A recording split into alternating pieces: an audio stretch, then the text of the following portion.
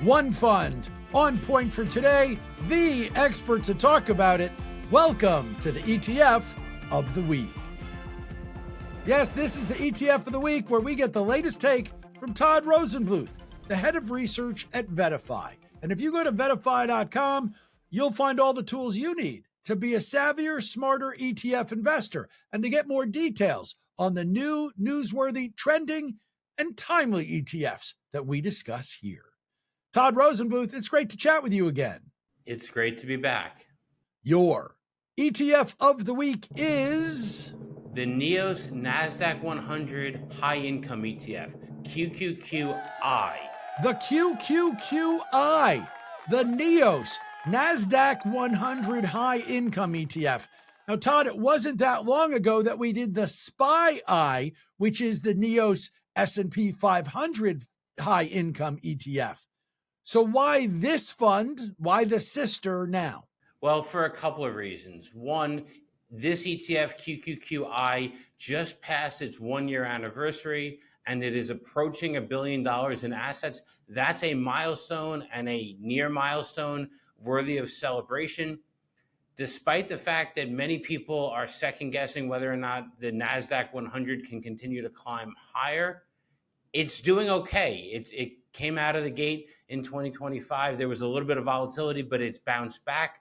We think that getting growth stock exposure is still relevant for many people, but instead of the traditional index, you get a 14% yield using covered call strategy from the experts at NEOS. So that's why we're excited to talk about QQQI today. Other side of this is that a lot of people would think NASDAQ and high income, that doesn't go together. NASDAQ are supposed to be my high flyers that are not necessarily paying me the big dividends. But that also means that they'd be surprised to know that this fund has a higher yield or has had a higher yield than the S&P version. That's right. So you can get the benefits of the volatility within the underlying index to get the benefits for higher income. So a 14% yield for this ETF, QQQI, you're right. There are companies in the NASDAQ 100 that pay a dividend, but many of them do not pay a dividend. So this can be an income alternative to folks that want to have growth exposure. Tesla, for example, is not a dividend paying stock.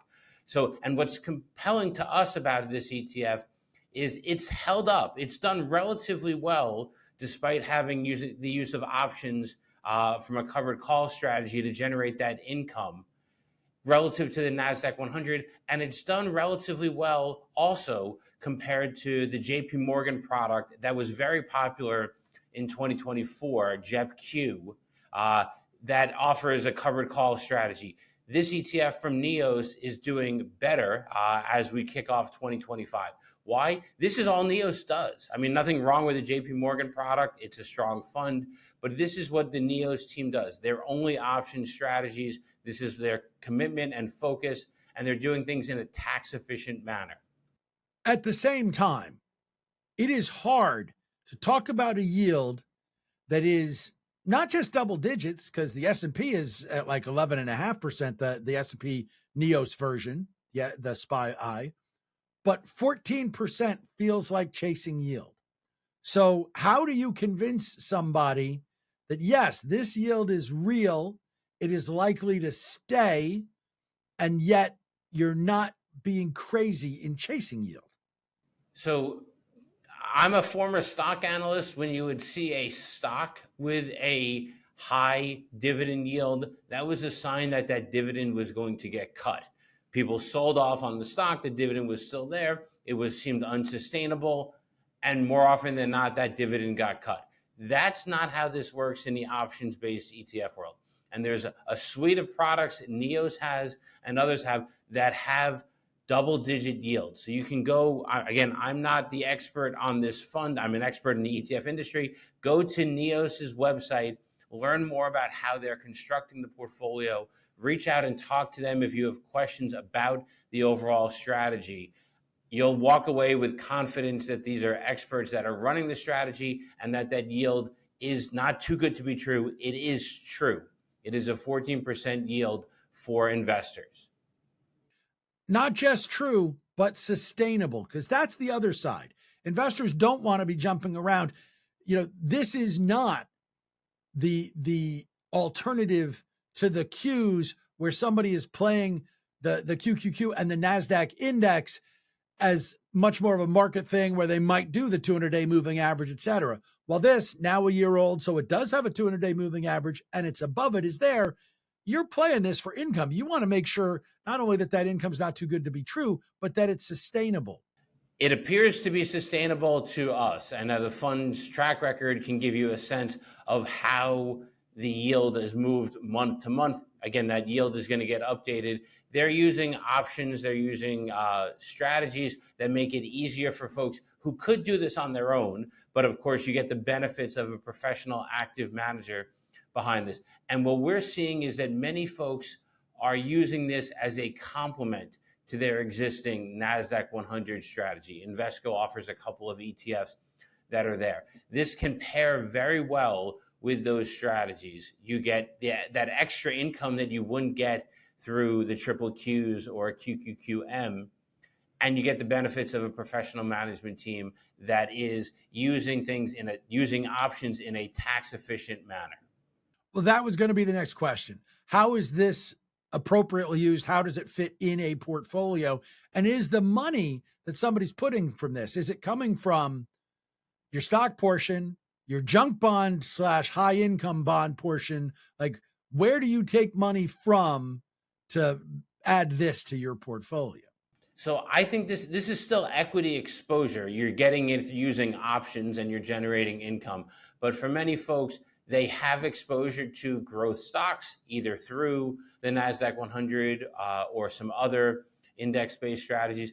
This is where the QQQI fits into a portfolio to me. This is not bond exposure. Now you're getting income and you're getting above average income, but it's not a bond that you're investing in.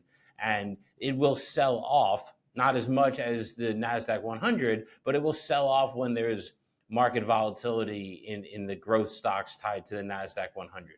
So you need to still think of this as a lower risk way of getting and higher income way of getting exposure to growth stocks. This is not high yield bonds. This is certainly not short, treasury bonds or anything like that. This is still getting equity exposure, but in a smarter, more income-oriented manner.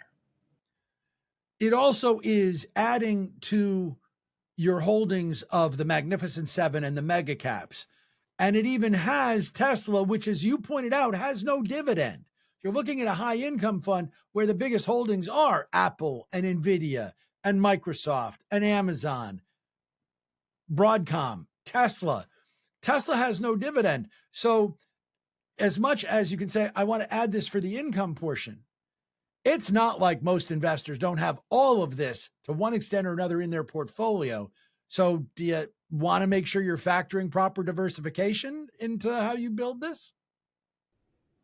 Well, so that's why I think this makes sense in the growth slice of the portfolio. If you already owned QQQ or other growth-oriented strategies, and then you add this on top of it, not being cognizant of the underlying stock exposure. Again, you're not owning stocks, but the underlying stock exposure that you have, then yes, you would take on too much exposure towards some of those mega cap growth stocks. So it's important to make sure you understand this is what you have to understand what this is and what this isn't. This is an above average income for exposure to the NASDAQ 100 with the benefits of a professional management team that does only this, and they do this in a tax efficient manner. And while this ETF is only a year old, NEOS has a longer history. You mentioned earlier SPYI. That's another fund that they run, the NEOS team does, with a track record of delivering above average income. This fund, one more thing beyond all the things you said, it's the ETF of the week. It's the NEOS Nasdaq 100 High Income ETF, QQQI, the ETF of the week from Todd Rosenbluth at VettaFi. Todd, great stuff. We'll talk to you again next week. It's great to be with you. The ETF of the week is a joint production of VettaFi and Moneylife with Chuck Jaffe. And I am Chuck Jaffe, and I'd love it if you check out my hour-long weekday podcast by going to MoneyLifeShow.com or by searching for it wherever you find your favorite podcasts. Now, if you're searching for information on what could be your next favorite ETF, or maybe the favorites you've already got in your portfolio, go to VettaFi.com, where they have the full suite of tools that's going to help you get more information and make yourself a better investor. They're on X at Vetta_Fi. Todd Rosenbluth, my guest, their head of research, he's on X too, at Todd Rosenbluth. The ETF of the week is here for you every Thursday. Make sure you don't miss an episode by following along on your favorite podcast app. And we'll be back with another great ETF for you to consider next week. Until then, happy investing, everybody.